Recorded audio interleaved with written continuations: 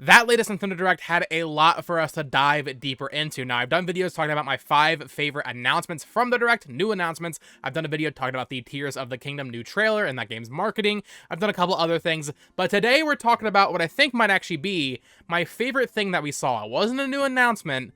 I'm, of course, talking about the Pikmin 4 trailer. Let's talk about it. Hello there, everyone. Welcome back to the channel. My name is Botox Games. Today we're talking about Pikmin 4. This trailer was really good. Now recently I went back and played through Pikmin 1 and 2 for the first time, so the series is very fresh in my mind. I've already played Pikmin 3, and I've played Hey Pikmin, so I'm caught up on the series. I'm going to do a review of 1 and 2 very soon. This trailer kind of blew me away, I'm going to be honest.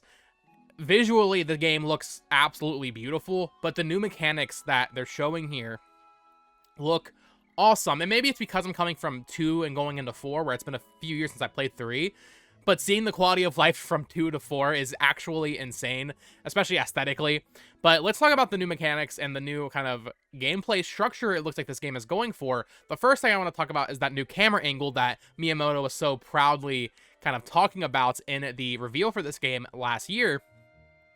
It was all true. It's not going to be top-down anymore, or at least kind of top-down. It is simply behind the character. Now, it's still a little bit further out than I think some people were expecting, based on what he said, but it's definitely closer to the character model or your player character, and it does feel like a more intimate, close, down-to-earth exploration adventure, and we'll need to see how this plays, but right off the rip, I think this looks fantastic. You know, I love Pikmin 1, 2, and 3. Well, mostly 2 and 3, but, you know, I think making it look like this is going to help this game do well and reach a wider audience. That might sound weird, but I think having the more top-down RTS style gameplay, showing that in trailers, it's a little bit harder to kind of, you know, look at. It's a little bit harder to understand and read what's going on. I think for most, you know, general consumers. Whereas this, it's like, okay, it's a cute little 3D adventure game where I'm collecting treasure and throwing cute little flower people. That's good. So the new camera angle I actually think is really cool. It also does have some new kind of interesting gameplay kind of ramifications here. Bosses are going to be completely different. Enemies in general are going to be completely different. They show a long legs boss fight, and I mean, having it the camera like that is completely different than having it kind of top down and just knowing, okay, I'm throwing it at the main body of the spider, or even when they're fighting the Empress bulb or whatever it's called. Just being in that cave and having the camera be more intimate, like I said, I really like this. From what we're seeing, I really, really like this. Now, enough of the camera. Let's talk about the new mechanics here. So, 2 main things that we need to talk about. First up is Ice Pikmin. So, we have our new Pikmin type for this game. Looks like we're only getting the 1, which I think there's a reason for that, which we'll get to. It's cool. I really like what it does mechanically. I do think the design, admittedly, a little underwhelming. I have to say that. Because it essentially just looks like a rock Pikmin. And that's cute. Rock Pikmin's great, but it's just a blue rock Pikmin. So a little bit disappointing, especially after looking at all like the concept art for Pikmin 3, like the ghost Pikmin and that green beam Pikmin. So a little disappointing there, but mechanically I think this is super exciting. Although I do wonder what it means for blue Pikmin, because, so basically Ice Pikmin, if you don't know, you can freeze, you know, big bodies of water into being icy, so you can walk on them with your Pikmin. You can also freeze enemies. So, I'm sure blue Pikmin will still have their purpose. If there's an item actually within the water, you can go in there and get them with that. But being able to freeze the water and walk on it, like, that kind of defeats a lot of the utility that blue Pikmin had. But either way, being able to freeze enemies, like I was talking about a little bit there, that's awesome. That is something I've been saying for a while now. They need to have a Pikmin that stuns enemies like that, which we've had with, like, purple Pikmin and all that, but something that actually freezes them and kind of tangibly affects it. The other big new mechanic, which I think, weirdly, is a bigger deal than the new Pikmin type, which is kind of sad in a weird way, is Ochi. We have a new dog companion in this game. Basically, it feels kind of like their way of nerfing purple Pikmin a little bit, because it essentially has the strength of 10 Pikmin. It can pull items that require 10 small Pikmin, and he can destroy walls. And once again, kind of talking about, you know, blue Pikmin not feeling as necessary anymore. You can hop on him and ride him around. He can go swimming. You can take your Pikmin, have all the Pikmin on this dog's back, and ride in the water with all your Pikmin. So, seems like a really cool new mechanic and a great addition to your party, I should say. But a little weird. A little weird, the kind of shaft and blues like this. But Ochi looks great. I will say, once again, this is kind of, I feel like this is why we didn't get 2 new Pikmin.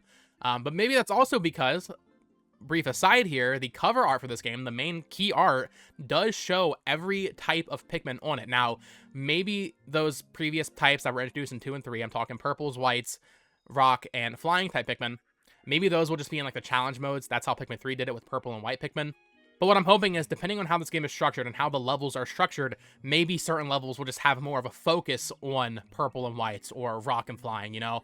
We really only see one major level, and that is the backyard in this game.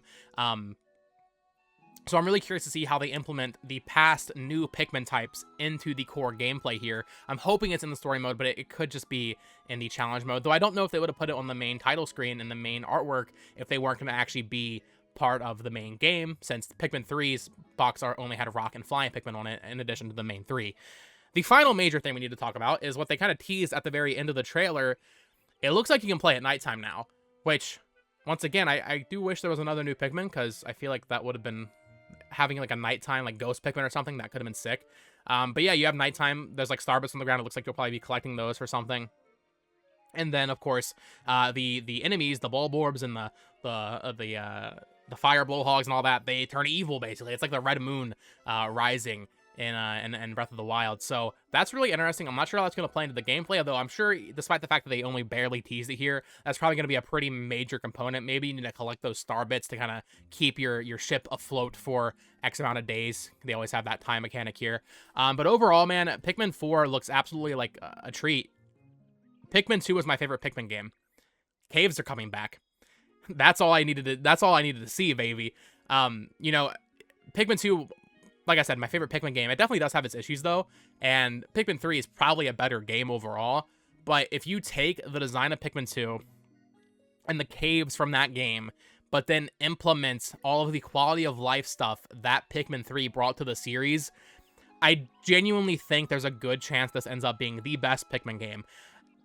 I don't know. This trailer just really blew me away in every possible way. It's exactly what I wanted to see. They showed me pretty much everything that I wanted to see in this. The only thing I'm a little disappointed in is no more new Pikmin. But we got one, and we got Ochi, so that's enough, I guess. One last thing I want to touch on, and this is something I am a little worried about, based on what we saw. I haven't counted the Pikmin on screen. Based on the new camera angle, I do wonder if there's going to be less than 100 at a time. Because it's closer, if you have 100 Pikmin, I feel like that'll kind of take away from the experience, you know, if there's too many Pikmin on screen at once, if it's that close to you. Maybe I'm just overanalyzing it, but based on the way it seems, I feel like maybe it'll be like more like 50 Pikmin at a time, and then Ochi. Because Ochi, I mean, that's going to be the bulk of your forces. Maybe Ochi will only be used at certain times. We'll have to wait and see.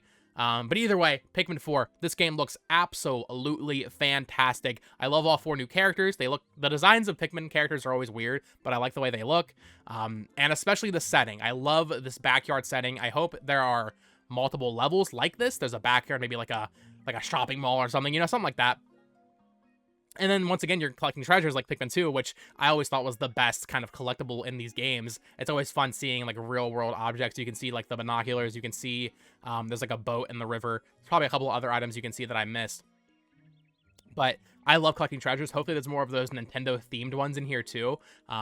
Although, I don't know. I feel like I could see them not doing that again, which is kind of disappointing, but that's just baseless speculation.